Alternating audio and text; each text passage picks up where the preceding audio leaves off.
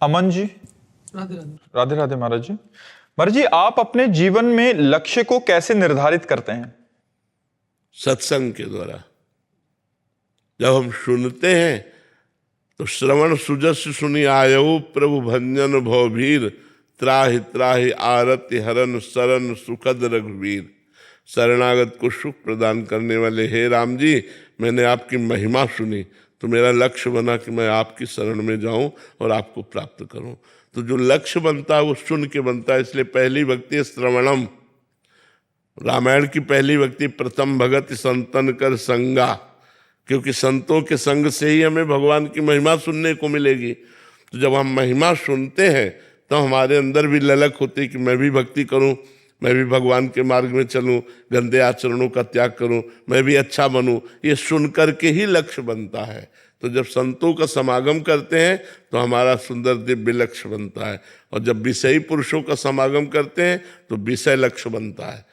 Palmer पुरुषों का जब हम नीच पुरुषों का संग करते हैं तो नीच आचरणों का लक्ष्य बनता है। आज चलते हैं, आज ऐसा करते हैं, ऐसा करते हैं, वो नीच लक्ष्य बनेगा। और उत्तम महापुरुषों के संग से उच्च विचार, उत्तम लक्ष्य बनेगा। तो लक्ष्य बनता है सुनकर और संग से। संग जैसा हमारा संग, जैसा हमने श्रवण किया, वैसे ही हमारा लक्ष्य बनेगा। श्रेया जी, कोलकाता से। राधे राधे महाराज जी। महाराज जी, ऐसा कहा जाता है कि गुरु बिना ज्ञान नहीं और ज्ञान बिना मुक्ति नहीं। तो महाराज जी, जीवन में एक गुरु का होना इतना आवश्यक क्यों है, और जब कोई व्यक्ति गुरु के मार्गदर्शन में नहीं चलता तो क्या होता है? आप हमें बताओ, आपने रंगनाथ जी के दर्शन किए? अगर हम आपको बोलें कि आपको रंगनाथ जी के दर्शन करने जाना है तो आपको गाइड की जरूरत पड़ेगी? गाइड की जरूरत पड़ेगी। बिना गाइड के दर्शन करने नहीं जा सकते। किस गली में है, कहाँ है, मुझे कुछ नहीं पता। एक भगवान की नगरी में आपको जो जो हम बताएं कि यहाँ निधिवन राज जाना है, सेवा कुंज जाना है, आपको दामोदर जी जाना है, आपको राधा रमण जाना है, तो आपको एक गाइड की जरूरत पड़ेगी। एक गाइड की जरूरत पड़ेगी ना। ऐसे ही भगवान का बड़ा टेढ़ा मेढ़ा मार्ग है। जहाँ भगवान तक पहुँचना होता है बड़ा टेढ़ा मार्ग है। शास्त्र बता रहे हैं कि आप दक्षिण की तरफ चलिए, और ठीक वहीं से उत्तर की तरफ मुड़ा हुआ जिसे नहीं बताया गया, गुप्त कर दिया गया, वो बात गुरु बताएंगे। गुरु भगवान के मार्ग के गाइड हैं। वो हमें कदम कदम पर भूल भुलैया से बचाकर सही मार्ग में ले जाकर भगवान के चरणों में समर्पित कर देते हैं।